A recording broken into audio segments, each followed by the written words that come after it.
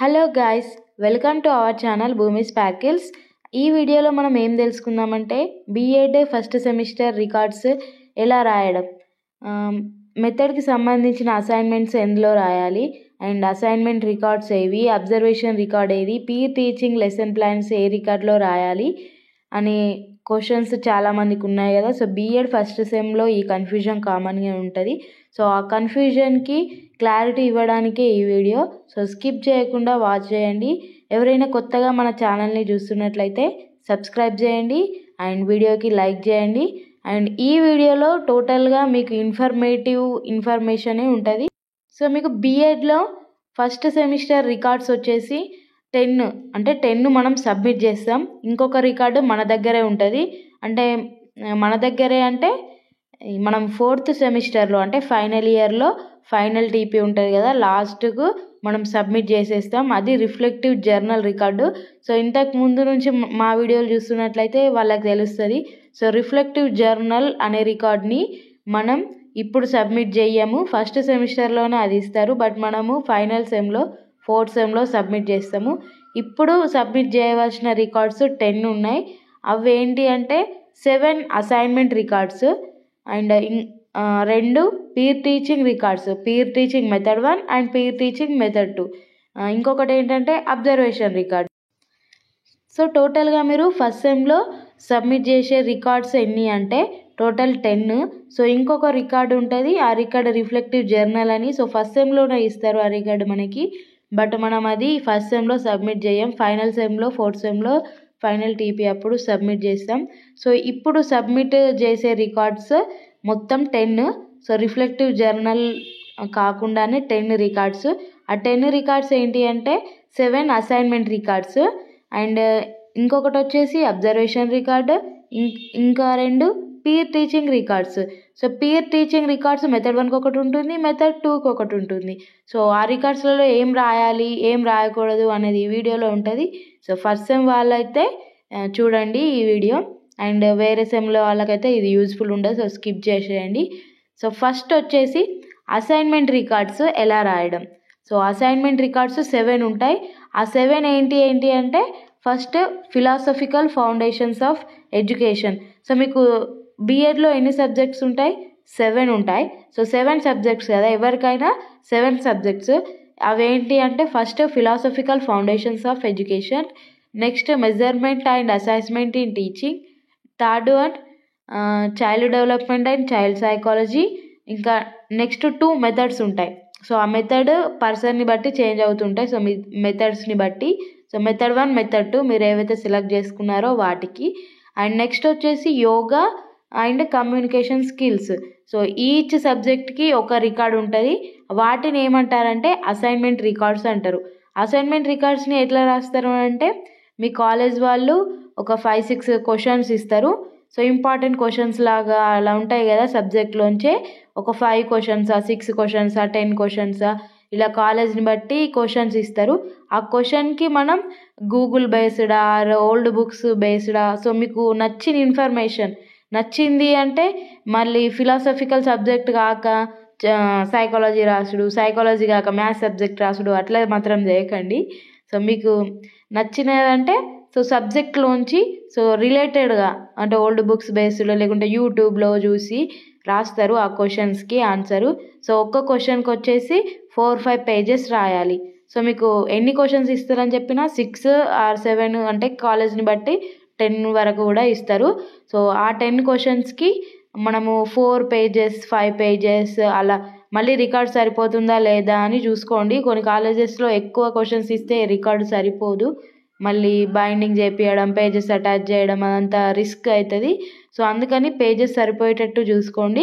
5-6 questions ఇస్తే మాత్రం మీరు ఖచ్చితంగా ఎగ్జామ్లో ఎలా అయితే లాంగ్ క్వశ్చన్కి 4-5 పేజెస్ అట్లా 6 పేజెస్ రాస్తారో రికార్డ్లో కూడా ఆ క్వశ్చన్కి ఎలాబరేట్ చేస్తూ మంచిగా ఎగ్జామ్లో ఎలా అయితే రాస్తారో అలా రాయాలి.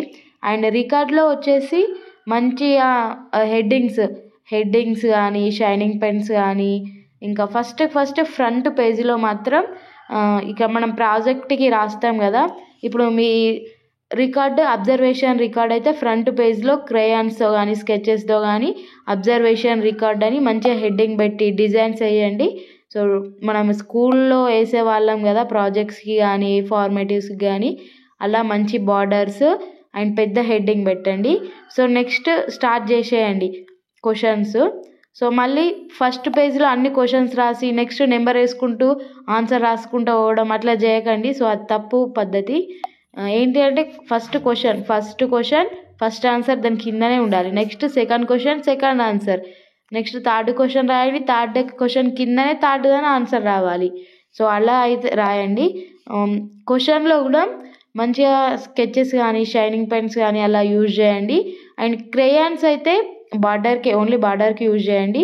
ఇంకా లోపల ఇన్ఫర్మేషన్కి కూడా క్రేయాన్స్ యూజ్ చేస్తే అవి అంత బ్యాక్ సైడ్కి ఇట్లా ఏర్పడుతూ అంత రికార్డు గలీజ్గా అనిపిస్తుంది. అలా యూజ్ చేయకండి. షైనింగ్ పెన్స్ కానీ అలా యూజ్ చేయండి.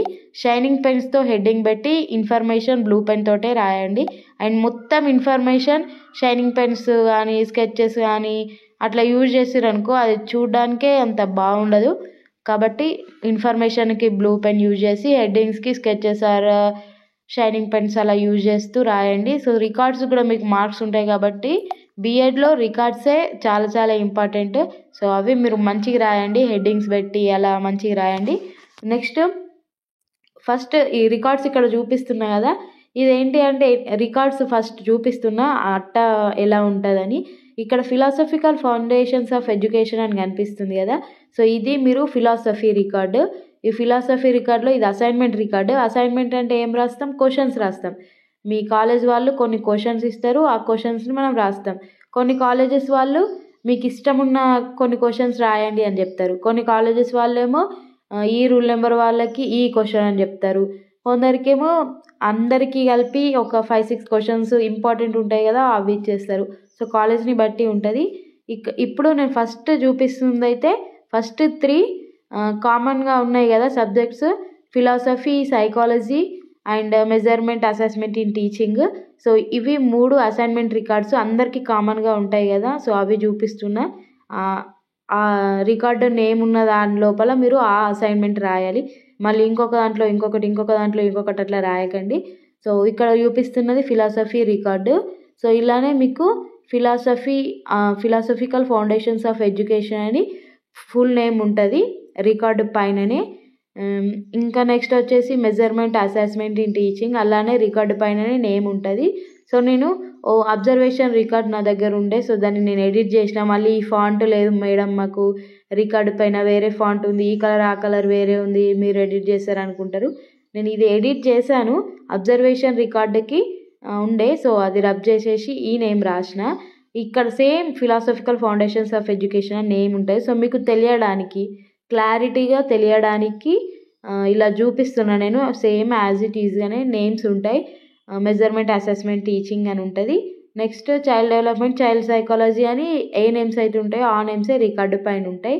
ఆ లోపల మీరు అసైన్మెంట్ రాయాలి. అసైన్మెంట్ రికార్డ్స్ క్వశ్చన్స్ ఇస్తారు, క్వశ్చన్స్ రాయాలి. యోగా అండ్ కమ్యూనికేషన్ స్కిల్స్ కూడా సేమ్ అలానే రికార్డు పైననే యోగా అని రాసి ఉంటుంది, రికార్డు పైననే కమ్యూనికేషన్ స్కిల్స్ అని రాసి ఉంటాయి. సో వాటికి కూడా క్వశ్చన్స్ ఇస్తారు. అసైన్మెంట్ రికార్డ్స్ అవి, వాటికి కూడా క్వశ్చన్సే ఇస్తారు. క్వశ్చన్కి మీరు ఆన్సర్ రాయాలి.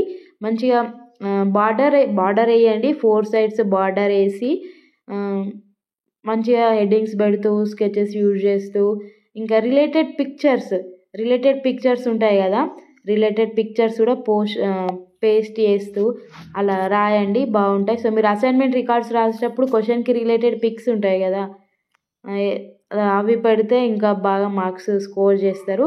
అండ్ మీకు డౌట్ అలా దేంట్లో వస్తుంది అని అంటే ఇక్కడ కనిపిస్తుంది కదా, content come pedagogy of method blank ఇచ్చేసి పీర్ టీచింగ్ అని ఇచ్చారు.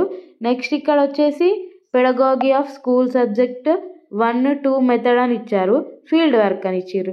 ఇప్పుడు ఎందులో అసైన్మెంట్ రాయాలి, ఎందులో పీర్ టీచింగ్ రాయాలి? సో ఈ రికార్డ్స్ ఏంటి అని చాలామంది కన్ఫ్యూజ్ అవుతూ ఉంటారు.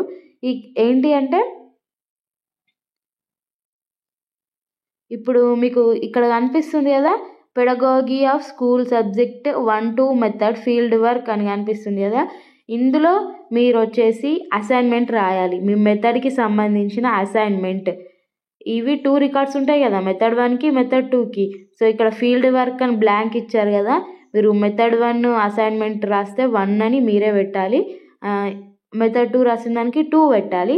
ఇందులో అసైన్మెంట్ అంటే మెథడ్కి సంబంధించిన క్వశ్చన్స్ ఇస్తారు కదా, ఆ క్వశ్చన్స్ ఈ రికార్డ్లో మీరు రాయాలి. ఈ రికార్డ్ నేమ్ మంచిగా చూసుకోండి, pedagogy of school subject field work అని ఉంటే దాంట్లో మీరు అసైన్మెంట్ క్వశ్చన్స్ రాయాలి. ఇలా సేమ్ 2 రికార్డ్స్ ఉంటాయి. 2 రికార్డ్స్ ఎందుకు ఉంటాయంటే మెథడ్ 1కి ఒకటి, మెథడ్ 2కి ఒకటి. నెక్స్ట్ వచ్చేసి content come pedagogy of method peer teaching అంటే ఏంటి అంటే మన కోట్రైన్స్ ఉంటారు కదా, అంటే మన క్లాస్మేట్స్ ఫ్రెండ్స్ వాళ్ళకే మనం టీచింగ్ చేస్తాం. సో ఒక టాపిక్ ఇస్తారు, ఇప్పుడు జీన్ పియాజే గురించి కానీ లేకుంటే ఆర్యభట్ట గురించి కానీ ఏదైనా టాపిక్ ఇచ్చి, సో మన ఫ్రెండ్సే అక్కడ క్లాస్లో కూర్చుంటారు, మన సబ్జెక్ట్ టీచర్ కూర్చుంటారు, వాళ్ళకి మనం పీర్ టీచింగ్ చేయాలి. సో టీచింగ్ చేయాలన్నట్టు. ఆ టీచింగ్ ఎలా చేస్తాం అన్నదానికి లెసన్ ప్లాన్స్ ఉంటాయి కదా, ఆ లెసన్ ప్లాన్స్ ఈ రికార్డ్లో రాయాలి. సో ఈచ్ మెథడ్కి 2 ప్లాన్స్ ఆర్ 1 ప్లాన్ రాస్తారు. సో ఆ పీర్ టీచింగ్ ప్లాన్స్ కూడా నేను నెక్స్ట్ వీడియోలో మీకు చూపిస్తాను ఎలా రాయాలి ఏంటి అని. సో ఇలా కూడా 2 రికార్డ్స్ ఉంటాయి. ఇలా మీకు content come pedagogy of method blank ఇచ్చేసి మీరు మెథడ్ 1కి సంబంధించిన లెసన్ ప్లాన్స్ రాస్తే 1 అని పెట్టాలి, మెథడ్ 2కి సంబంధించిన ప్లాన్స్ రాస్తే 2 అని పెట్టాలి. సో ఇలాంటివి 2 రికార్డ్స్ ఉంటాయి. మెథడ్ 1కి 2 ప్లాన్స్ ఒక దాంట్లో రాయాలి, మెథడ్ 2కి 2 ప్లాన్స్ ఒక దాంట్లో రాయాలి. అండ్ నెక్స్ట్ వచ్చేసి స్కూల్ అబ్జర్వేషన్ రికార్డ్. ఈ రికార్డ్ స్కూల్ అబ్జర్వేషన్ రికార్డ్ అంటే ఇప్పుడు అబ్జర్వేషన్కి వెళ్తున్నారు కదా 6 days, ఆ 6 daysలో మీరు ఏం అబ్జర్వ్ చేశారు టీచర్ నుంచి అని హెడ్డింగ్స్ ఉంటాయి, చాలా హెడ్డింగ్స్ ఉంటాయి స్కూల్ అబ్జర్వేషన్ రికార్డ్లో. సో ప్రీవియస్గానే స్కూల్ అబ్జర్వేషన్ రికార్డ్ ఎలా రాయాలి అనే వీడియో పోస్ట్ చేసిన, ఇంకా నెక్స్ట్లో ఇంగ్లీష్లో ఎలా రాయాలి, తెలుగులో ఎలా రాయాలి అవన్నీ చూపిస్తాను. సో కొంచెం టైం పడుతుంది, ఇప్పుడైతే క్లారిటీ ఉంది కదా.